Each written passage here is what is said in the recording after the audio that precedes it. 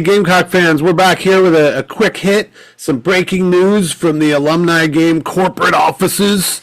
We got some news today from the NCAAs. The NCAA has finally cleared our running back here, Rahsul Faison, is cleared to play in 2025.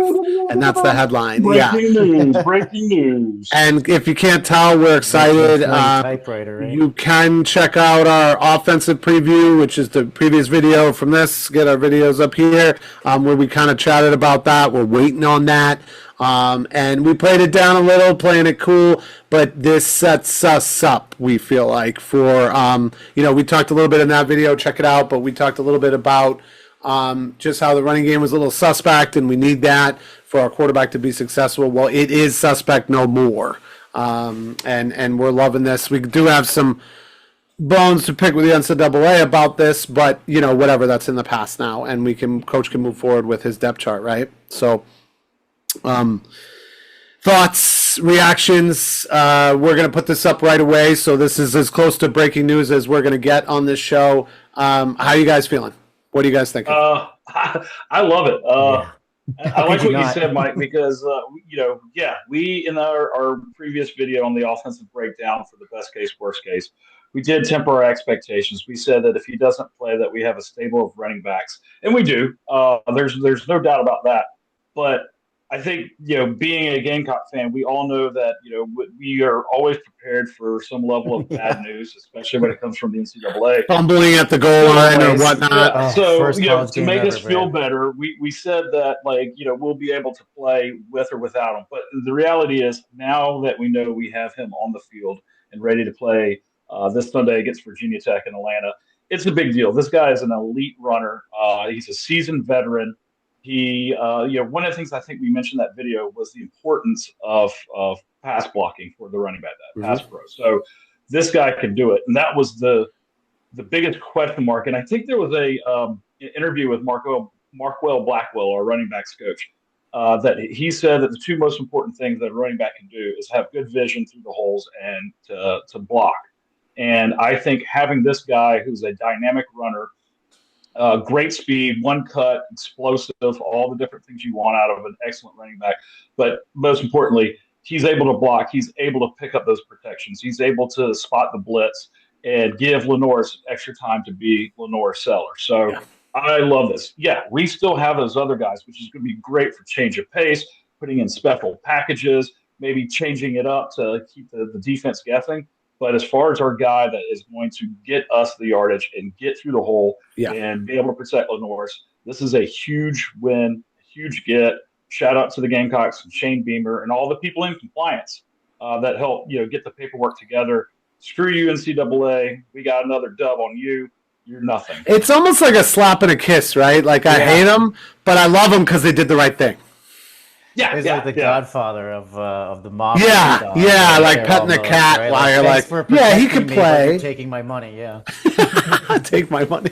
Well, I think to me what is very important about this is this, and again, there's other cases, Diego Pavia from Vanderbilt and several other players in and around, the entire. Didn't Cam Newton go through something like this when he was playing? It was similar, but not the same, because it was more about violations or something like that. And that's pre-NIL and all that stuff. What this does is it helps set precedent for players that want to play for their school. Because again, there is a portion of this that is about NIL and making sure that you want to get paid. But looking at this situation, this guy had been in limbo since January when he enrolled, and for him not getting an answer, he could have potentially gone to the NFL draft. And then because they didn't give him an answer, he lost out on that potential. So now you can't do that to a guy. You can't just literally fuck with a guy. You cannot do this to an institution that's doing everything the right way as far as paperwork. But you can't do that to these kids that are just trying to do something to for their career. Yeah. And to screw a kid out of the potential to move forward in a career that he has dreamt probably his whole life. That to me is what gets me. So this decision I like in the sense of it gives precedent for other players, other athletes like him, to get that second chance to to restart something and gain traction to potentially, quote unquote, interview for your next career job, the NFL or whatever professional sport. So that's why I like this more so, outside of a Gamecock, it's a great thing for these players and these athletes to get a second chance to really do something for their career. I think on an academic level, too, there's something here, right? I mean, this is a guy who in December 2024 gets an interdisciplinary studies degree from Utah State. So he had his degree as of December 2024. Mm-hmm. He could be done, right? But he wanted to play more. He's a grad school student now. He's going to get more education. And I'm sorry, but college is becoming a pro sport, right? As much as Nick Saban doesn't want that, as much as certain boosters and certain teams don't want that, that's what's happening. These guys are getting paid. We pay to see them. It's a sport that people pay for. It's basically pro, even though it's collegiate, right? Yeah. So, especially that coach upstate, he's been not one to pay his players for a long time. Yeah, right? I mean, and look, and let's be honest. Future prospects out there, reminder. I mean, and look, we know this. Obviously, Buster, you live in South Carolina. You bleed Garnet. Like, we went to school there, and we are alumni, and we love this school. But we did go there for school. That's not something that people in South Carolina do outside of the collegiate level, really. You know what I mean? So if it's supposed to be about academics at times, then that, I feel like, again, the NCAA did the right thing. This isn't just about football. This is about a guy's life and college as well. And if the guys are getting degrees and not leaving early, there's something to be said for that. And a lot of people aren't going to agree with me because it doesn't line up with X's and O's. Well, no one's paying. I might go pay to see Buster when he was taking his PhD, getting his master's degree, but no one's paying to see me take a liberal arts college class. No. Like, hey man, Mike, you and I were in the same classes. No, but I'm saying for future kids, if a kid is going to go in his sophomore or junior year, and there's a reason to keep him, and it's because he can get his degree earlier and know that he can have the eligibility and plan for that. If you can't plan for that, then like Buster said, you got to cash in. You got to go to the NFL, and you got to worry about getting your degree later. 100%. Well, and that's the cool thing is, and we've seen it before, where these guys, after they retire from professional sports, they go back and finish their degree. Yeah. This gives him a chance. So if he takes a couple of classes and gets those credits in grad school, he goes to the NFL, plays for however many years. His career is done. He retires. He has a solid career. He can go back and finish out and get that degree. Yeah, and a lot of guys do now. Yeah. And I think that's what's missed. And yes, all the talk of the NIL and these guys making money and stuff like that.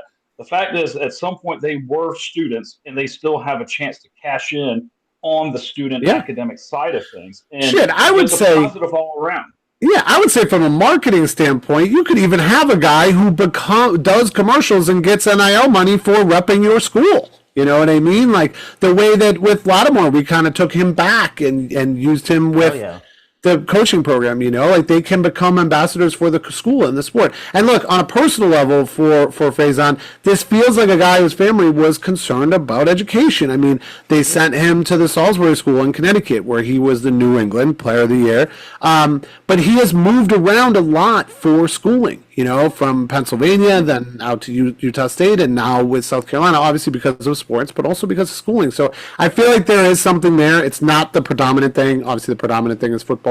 But this is interesting, and I love that it's happening, and, let's get this train rolling. And I got three quick hits, and then we got to move on to our defensive breakdown. 3 quick hits on this on Faison sign. So number one, Buster, you hit the nail on the head. I thought he was a small dude. He's actually 6'2", 218. That guy can block. He can get some good blocks. And he rushed for number 2. He rushed for 1,100 yards last year at Utah State. But you know what? We need a bell cow. We lost Raheem. We lost Rocket. Hey, shout out Raheem, by the way, making the roster probably for the Chargers. How about that? Yeah, that's awesome. And then finally, third, did you guys see the video? Buster, I know you sent it, so you definitely saw it. How dope is that? You guys want to see it? The video about the announcement? Yeah, play it. You play it again. Put it up. Yeah, I got like goosebumps looking at this. It's like a mini 2001. It really is a mini 2001. You guys see it? That's like the caboose, This is it. I don't know if you can hear the music. Probably not. But we're gonna put the music in. But look. Yeah, we'll lay it over. No, it's great. And this faceless person here. Look at that. It looks so good. Looks so good. I don't know for sure, guys, but could this be incidental or maybe purposeful kind of little sneak screenshot of what our uniforms are going to be on Sunday.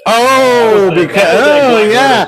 Check out some of our other shorts where Buster gives us some news about that. All I'm saying is Virginia Tech did do a release on their there uniforms. It is. Yeah, the black. I like that. And Sam, if you ever get a chance, try to find the uniform reveal for Virginia Tech. They're wearing white helmets and orange tops and bottoms, and it looks hideous. Now, I'll say this. I have a soft spot for Virginia Tech. I love Coach Frank Beamer. Shout out. Now week one. Yeah, they're enemies for this week, but I like that school. But man, those uniforms for this week are just they're terrible. Yeah, I mean, they look like I have a hatred for orange, but this, I mean, it's not a good look. So if we can come out with that black, it's going to look sharp. We'll have to break down those uniforms. Well, you guys know me. I got to keep energy up, so I'm going to go right back to the headline again. Faison eligible.